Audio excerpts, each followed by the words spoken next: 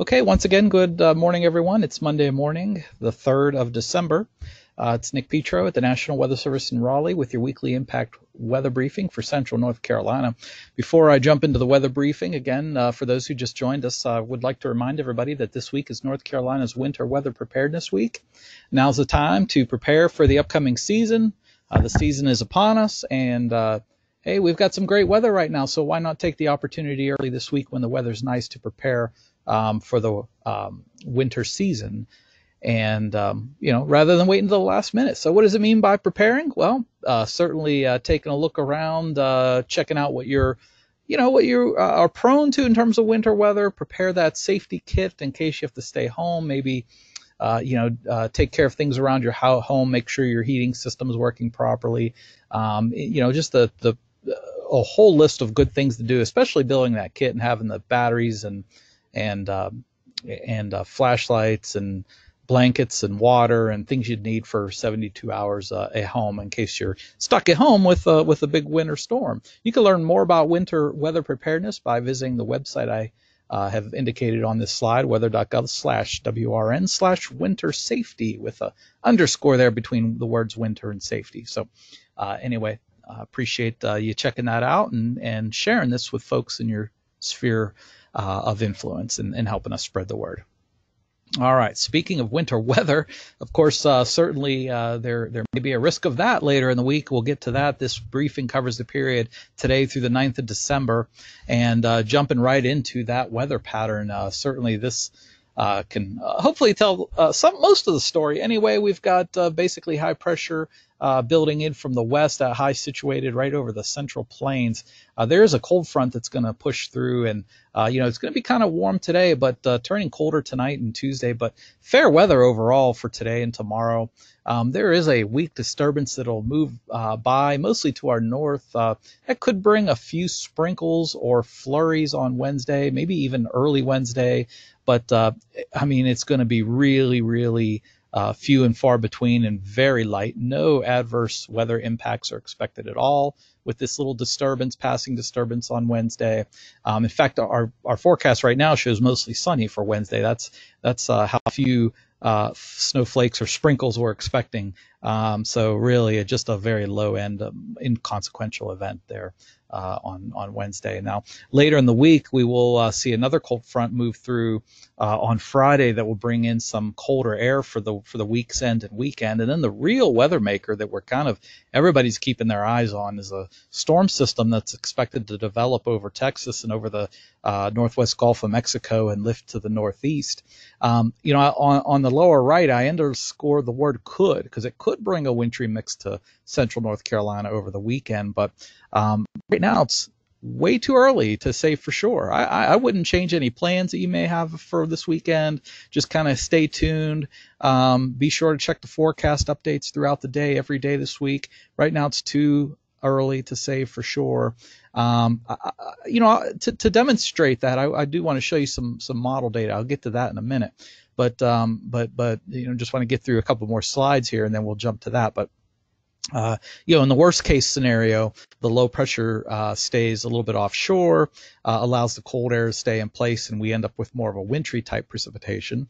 Sort of the best case scenario is the low tracks further to the west, stays inland, and that brings up and allows warm air to come up from the south, and we see perhaps mostly rain. But if that were to happen, it might be a heavy rain event, and we may be looking at more the way of flooding than any other issue. So again, right now it's too early to say for sure. It's all dependent on the track. Let me just show a couple more slides here, and I'll give that model data here in just a minute. But severe thunderstorm potential, this is one of our regular slides. We include this with each briefing. There really is no severe thunderstorm potential, no thunderstorm potential, that is, even Monday, Tuesday, and Wednesday of this week. Here is the accumulated precipitation forecast, courtesy of the Weather Prediction Center, up in D.C. The Weather Prediction Center is a branch and office of the National Weather Service that focuses nationwide, and their website's there. You can look at these graphics in more detail. But generally, dry today, dry Tuesday, mostly dry on Wednesday, although save for those few sprinkles, maybe a passing flurry, won't even amount to anything. And then as we get into that Thursday and Friday time frame, mostly dry during that period. We are painted with a tenth or less of an inch of precipitation. Really, it should be mostly dry. That front's expected to move through on Friday dry, and then on Saturday and Sundays when we get into the real precip maker, and again, those are just if it were to fall as a wintry type of precipitation, what we're showing here in the lower middle is the equivalent water amount. Otherwise, if it were to fall as rain, then we're looking at perhaps an inch or more of rainfall. So suffice it to say, and one last thing, the 7-day total, you can see that track. Look at that enhanced track of precip. And I'll try to highlight this for you here with the highlighter. But you can see this sort of enhanced area of precipitation that follows along with the with that storm system track. And of course, anytime there is a storm track that's to our south, then certainly we have to pay close attention to see just how far south or how far north that storm system tracks. So again, there's a lot that remains to be seen. So the next slide shows looking into further next week, into the following week, beyond this week, and you could see odds favor neither above or below normal precipitation chances, but yet odds do favor above normal precipitation chances continuing. So anyway, let's go ahead back to expand a little bit. Let's expand a little bit on this slide right here, particularly the lower right, because I wanted to point out here that this storm system that tracks across the northeast Gulf of Mexico and across the southeast, as we always say, and we say this numerous times, it's always dependent on the track. We keep talking about the track. What exactly do we mean by the track? And I thought I would use this College of DuPage Weather Lab page, and College of DuPage is a Weather Ready Nation ambassador, so we certainly thank them for helping us share preparedness information. But certainly, you could see this is their model page, and this is just one of many different models. And there is one particular model field that I can show precipitation type overlaid with storm tracks and pressure patterns, and this is the mean sea level pattern here. And as we start off early in the week, this is later today, and you can see that that high pressure over the middle of the country that I was talking about.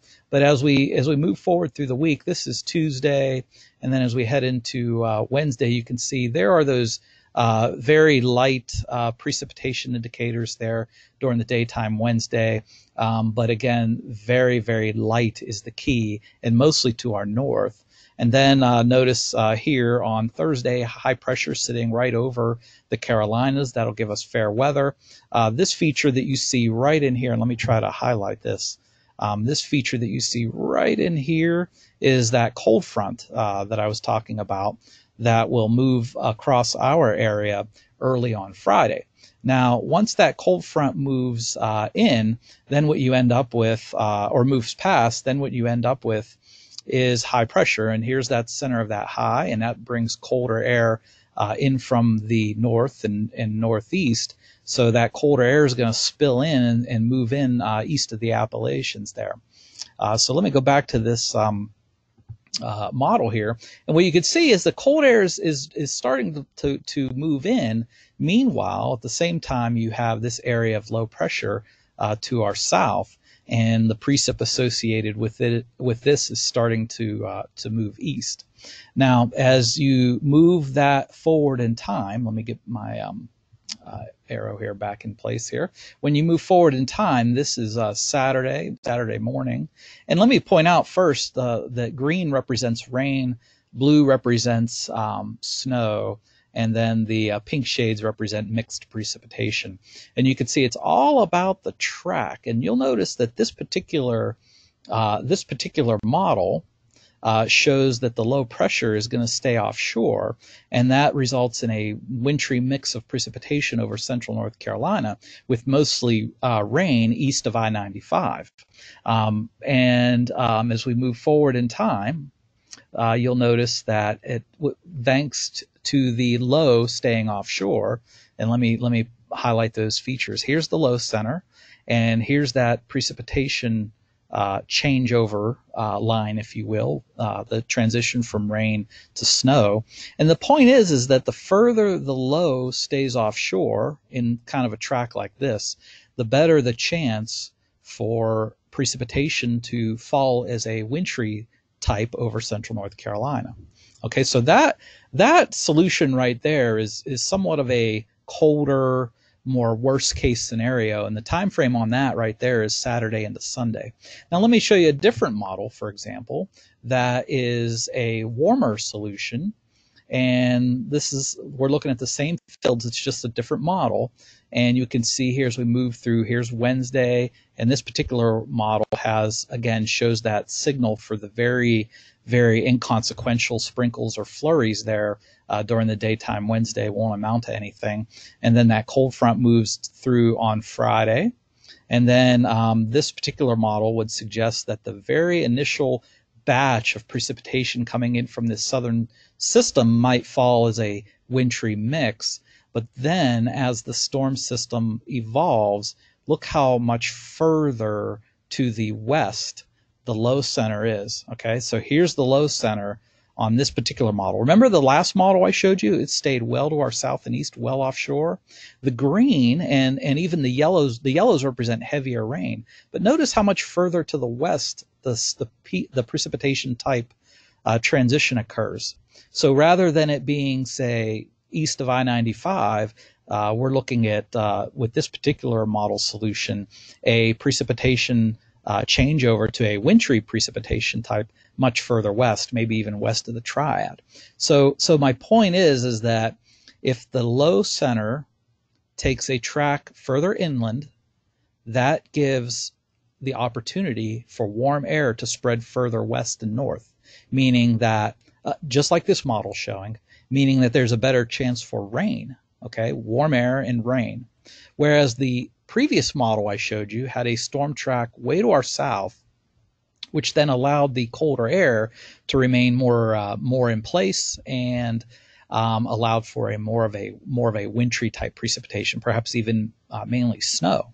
So add to that, those are just two models.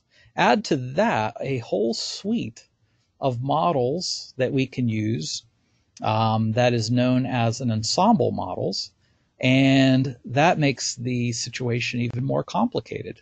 Here is an ensemble approach of different models, and you can see everything in there from a rain solution. Whoops, I'm on the wrong time frame. Let me back up here. Let me get to the right storm. So anyway, here's Sunday morning. You can see every solution from snow over central North Carolina to rain over central North Carolina to nothing over central North Carolina. So the point is the jury is still out, and it all depends on the track of that low. And we keep saying that over and over and over again, is that you have to stay tuned to updates. Right now, early in the week, we're still six days away. It's too early to say for sure. It's just going to depend on that track. If that track goes further inland, it's more of a warmer pattern, brings us more rain, pushes that rain-snow transition line further west back towards the mountains. If the low track is further east and offshore into our south, that allows the rain-snow transition or transition from wintry precipitation to rain. It pushes that line or allows that line to be further to the south and east. So that said, let me go ahead and just take us to the summary for this week. All right, so just again, a reminder that this week is North Carolina's Winter Weather Preparedness Week. Take the time now when the weather's nice to prepare for the upcoming winter season. Again, don't forget to go to that website that I am sharing there for all sorts of good information, preparedness information. You can learn how to prepare for winter weather. You can download graphics that you can then share on your social media streams or share with folks, your colleagues, friends, family, share by email. Just help us get the word out about winter weather preparedness. We really appreciate your assistance with that. Now, again, fair weather today and Tuesday, although it'll turn colder later today and tonight. Tomorrow we'll have much cooler temperatures. A weak disturbance may result in a few sprinkles, maybe even a few flurries on Wednesday, but most locations will remain dry. No adverse weather impacts are expected with that system. And then a dry frontal passage will usher in colder air for week's end. And then lastly, a storm system moving out of the Gulf of Mexico and lifting northeastward could, highlighting the word could, bring a wintry precipitation mix to central North Carolina over the weekend. As always, the precipitation type depends heavily on the exact storm track. And right now it's too early to say for sure which track that storm will take, and too early to make any sort of decisions for this weekend.